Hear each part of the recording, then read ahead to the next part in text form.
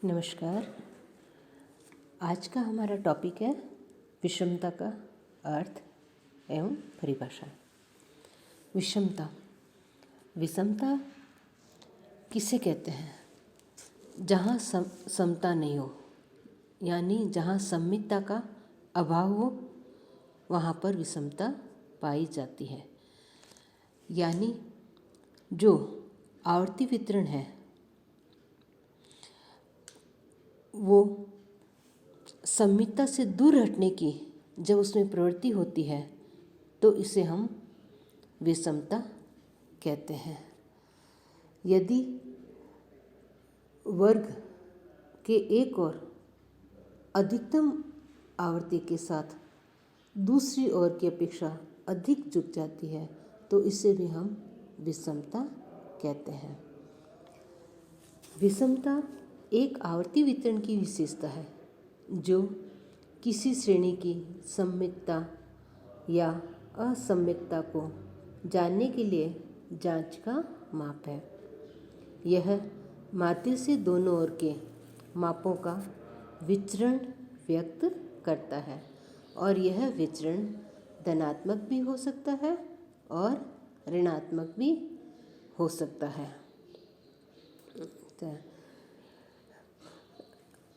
अब इसमें समय समय पर अनेक विद्वानों ने इसकी परिभाषाएं दी है।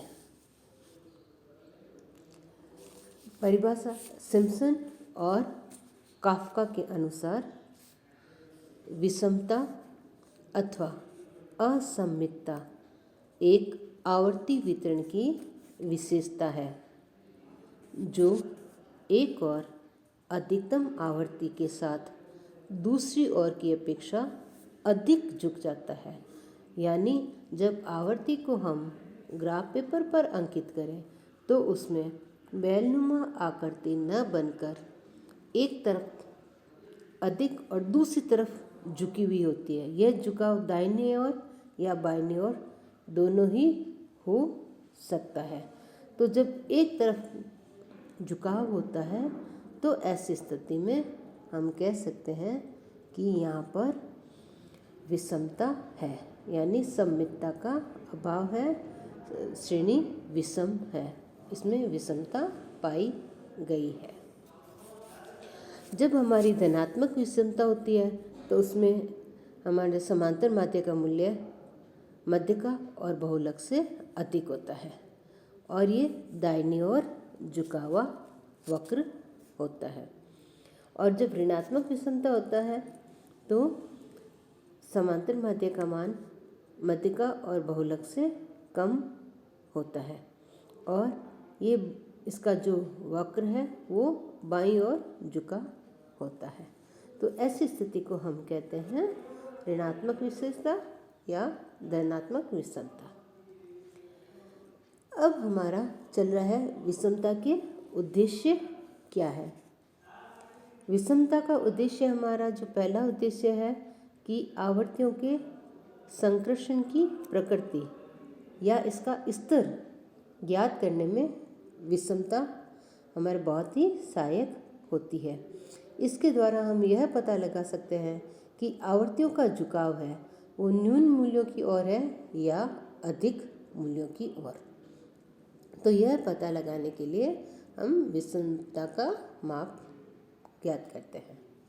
नेक्स्ट आ रहा है माध्यों के मध्य संबंध, यानी जो हमारे माध्य है, समांतर माध्य, मध्यिका, बहुलक, इन तीनों के मध्य जो प्रायोगिक संबंध होता है वो सामान्यतः विषम वितरण पर ही आधारित होता है।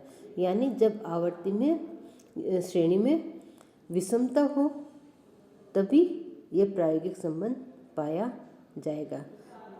इसको ज्ञात करने के लिए ही हम विषमता ज्ञात करते हैं और यह संबंध हमारा क्या होता है, z = 3m - 2x बार, यह संबंध होता है।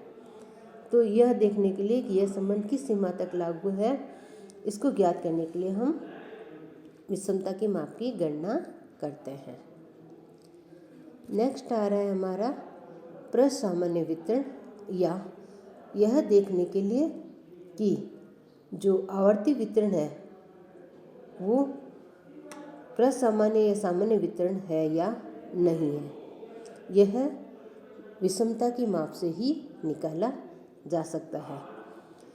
इसके अलावा जो हमारी सांख्यिकी की जो बहुत सी गणनाएं होती है वो सामान्य वितरण की मान्यता पर ही आधारित होती है। इसलिए हम इसी के आधार पर हम देखने के लिए कि हमारा जो वितरण है प्रसामान्य है नहीं, यानी बैलनुमा उसकी आकृति बनी है तब तो वो प्रसामान्य है, अन्यथा नहीं है। तो इसकी गणना के लिए भी हम विषमता की माप की गणना करते हैं। अब देखते हैं हम नेक्स्ट कि विषमता की जांच किस तरह की जा सकती है। तो विषमता की माप की जांच के लिए सबसे पहला जो आधार है वो हमारा है माध्यों का संबंध। माध्यों के संबंध के आधार पर हम विषमता की जांच कर सकते हैं। यदि किसी आवर्ती वितरण में समांतर माध्य, मध्यिका और बहुलक तीनों का मान समान हो तो ऐसी श्रेणी में विषमता नहीं पाई जाती है। यदि समांतर माध्य और बहुलक के मूल्य में जितना अधिक अंतर होगा या जितना अंतर होगा विषमता की मात्रा उतनी ही अधिक होगी। नेक्स्ट आ रहा है हमारा विचलन का योग। विचलन के योग के आधार पर भी हम विषमता की जांच कर सकते हैं। यदि मध्यिका या बहुलक से ज्ञात किए गए पद मूल्यों के विचलनों का योग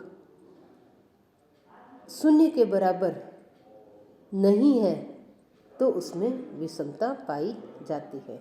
यदि विचलनों का योग 0 है तो ऐसी स्थिति में विषमता नहीं होगी, और यदि 0 नहीं है, मध्यिका या बहुलक से लिए गए विचलनों का योग 0 नहीं है तो ऐसी स्थिति में उस श्रेणी में विषमता पाई जाएगी। नेक्स्ट है बहुलक के दोनों ओर आवर्तियाँ। यदि बहुलक के दोनों ओर की आवर्तियों का जोड़ समान है तब तो इसमें विषमता नहीं है, और यदि समान नहीं है तो उस वितरण में विषमता पाई जाती है। नेक्स्ट आधार है हमारा मध्यिका से विभाजन मूल्यों की दूरी। मध्यिका से विभाजन मूल्यों की दूरी से तात्पर्य है कि यदि मध्यिका से प्रथम चतुर्थक व तृतीय चतुर्थक की दूरी यदि समान है तब तो विषमता नहीं है, यानी median minus first quartile equal to third quartile minus median है तब तो उसमें विषमता नहीं होगी। यदि इन दोनों में समानता नहीं है, यानी m minus Q1 Q3 minus m के इक्वल नहीं है तो ऐसी स्थिति में विषमता पाई जाएगी। इसके साथ साथ हम दशमक के आधार पर भी दे सकते हैं कि यदि मध्यिका के दोनों ओर के दशमक D1 और D9 और इसी तरह शतमक P10 और P90 मध्यिका से यदि समान दूरी पर है तब तो उसमें विषमता नहीं है, और यदि समान दूरी पर नहीं है तो उस श्रेणी में विषमता पाई जाएगी। इसी तरह लास्ट आधार आ रहा है हमारा वक्र। वक्र का मैं आपको पहले ही बता चुकी। यदि किसी आवर्ती वितरण को रेखा चित्र पर जब हम अंकित करते हैं तो यदि उसकी बैलनुमा आकृति या वक्र बने तो ऐसी स्थिति में विषमता नहीं होगी। यदि बैलनुमा आकृति नहीं बनती है, यानी उस आकृति का झुकाव एक ओर, चाहे वो दाहिने ओर हो या चाहे बाईं ओर हो, तो ऐसी स्थिति में विषमता पाई जाएगी। इस तरह हम किसी श्रेणी में विषमता है या नहीं, इसकी जांच के हमारे ये 5 अधिकार हैं, आधार है। इन आधारों के आधार पर हम देख सकते हैं कि विषमता किसी श्रेणी में है अथवा नहीं।